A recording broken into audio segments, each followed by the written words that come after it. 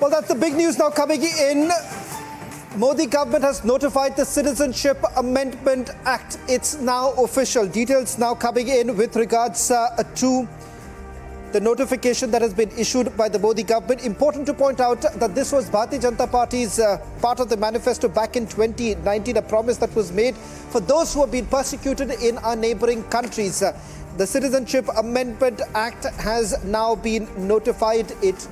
The legislation comes into effect. We'll get more details of by when the implementation will actually begin. But this was an assurance that was given by the Union Home Minister that nothing is going to stop from this legislation being implemented despite the kind of opposition coming into this entire matter. But the government has now announced implementation of the Citizenship Amendment Act, integral part of BJP's 2019 manifesto. What does this mean? This means that it is going to pave way for the persecuted to find citizenship in India. Remember, there is a cut-off date that has also been brought in. The centre has already announced CAA. We'll try and explain this to you, ladies and gentlemen. There have been widespread protests that had taken place back in 2019, leading up to both the houses passing the Citizenship Amendment Bill, and this has now become an act with the legislation brought into effect. We'll try and also go across to our reporters on the ground to get you the latest details.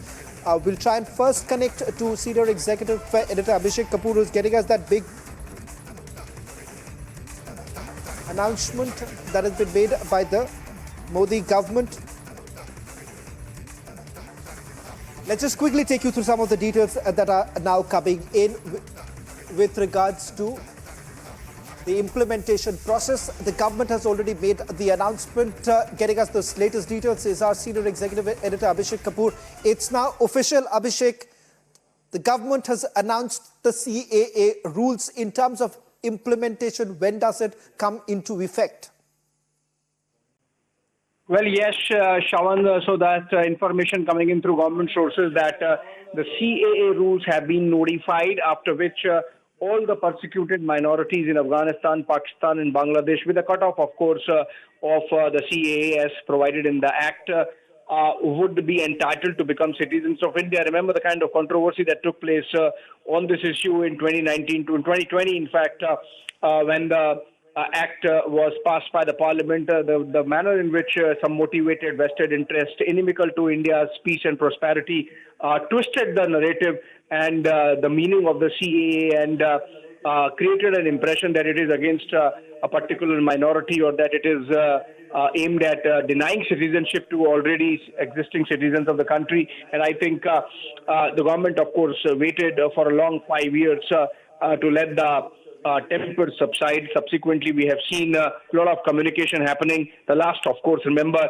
Union Home Minister Amit Shah on March 7 at Republic Summit mentioning that the CAA rules would be notified ahead of announcement of the elections by the Election Commission of India, and that they are not against citizens of the country or any particular section of the citizens of the country. They do not deny citizenship. They, in fact, provide citizenship to persecuted minorities, and those rules now being notified by the government. It was an important BJP promise made in 2019 election manifesto, talked about in 2014 as well, and now CAA rules getting notified. The state police forces have been asked to be on a state of alert so that the anti-social, anti-national elements do not again attempt to twist the narrative. But then I think it's going off peacefully, and the government, their sources telling us, has already notified the CAA, Citizenship Amendment Act rules, for which the government has waited for 5 years. Shawan.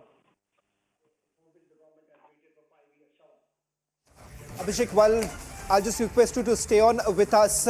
What the opposition parties have been essentially arguing that this is an assault on secular values. The government, on the other hand, has been indicating that this is a humanitarian legislation. After all, this is about the persecuted in our neighboring countries who've been given this rightful place. And that is the reason why the demand was only growing over a period of time. Those who have been settled here in the national capital as well as other states, particularly in Rajasthan, West Bengal, they've all been demanding that the CAA should be implemented.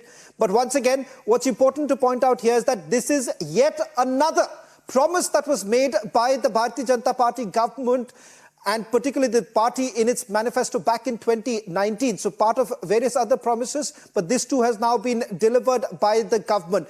Now, in terms of the delay that actually took place of bringing in the notification, there was extensive consultation that was actually done by the Union Home Ministry. Abhishek, if you can just take us through some of the details in terms of the consultation that has been done and why it becomes extremely crucial for the government to make the announcement just before the Model Code of Conduct kicks in.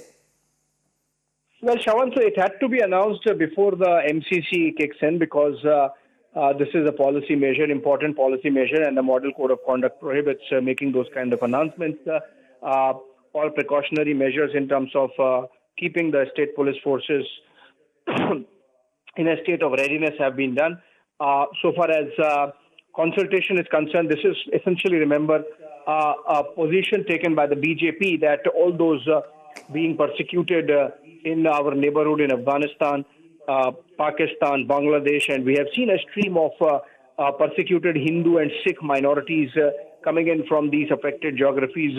In fact, remember, we have seen those pictures of the last of the Sikh community leaving Kabul and along with their Guru Granth Sahib and coming over to India and being provided shelter. So I think this was an ideological position of the BJP, which translated into a law. In between, of course, maybe because the communication was not comprehensive, anti-social, anti-national elements got an opportunity to twist the facts. But subsequently, I think the government, with a lot of patience and maturity, has handled the situation, waited for all these years, and in the meantime, communicated to the target audience that this is not against any particular minority, and so the law should be allowed to kick in, and hence the rules being notified today. As Home Minister had said, Shravan, that CAA is already a law which exists on our statute books, and it's just a matter of rules which has been done now, and nobody can take away from the fact that the law is part of the statute and is part of Indian law. And rules kicking in, it becomes easier for the government to follow the process and give citizenship to all those people who have come from these affected geographies where they are particularly targeted for being from that community. So Hindus being targeted for being Hindus in Pakistan, Sikhs for being targeted for being Sikhs in Afghanistan, as also Buddhists and Jains, and for the same in the same manner in Bangladesh. So I think all those people who are left there, if at all, insofar as Afghanistan is concerned at least, and in Pakistan, a lot of Hindu minority, persecuted minority, they have this hope that there is a law which exists in India which provides for giving shelter to them and Indian citizenship. As of now, of course, there is a cut-off date, but then it's not a law in perpetuity. But then if some people have been granted citizenship on the ground that they have been persecuted, how do you deny others? So I think in that sense it leaves a window, but important development there ahead of elections, the BJP fulfilling one more of its promises and making this announcement that the rules have been notified. Well, Abhishek, just a quick query before I let you go, and I also go across to our reporters because I given to understand in some places celebrations would begin in a short while from now. But before I let you go, Abhishek, now there is always this fear that many of these opposition parties have been highlighting, that what if the NRC is clubbed with CAA, particularly in the state of Assam? The difference between the NRC and the CAA, just to clarify for all our viewers right now, that what does it mean? Do we see the NRC also to be brought in at some stage? Well, Shravan, so I think the government has made it amply clear, and that was in fact the confusion which led to the law and order situation, that CAA and NRC are not clubbed. They are not the same thing.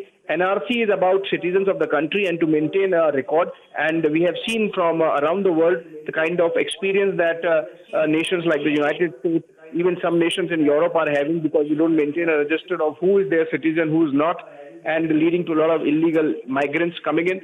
So NRC is that, particularly about Assam. If you remember, NRC is a code-driven process, right from the lowest code of Assam to the topmost code of the country.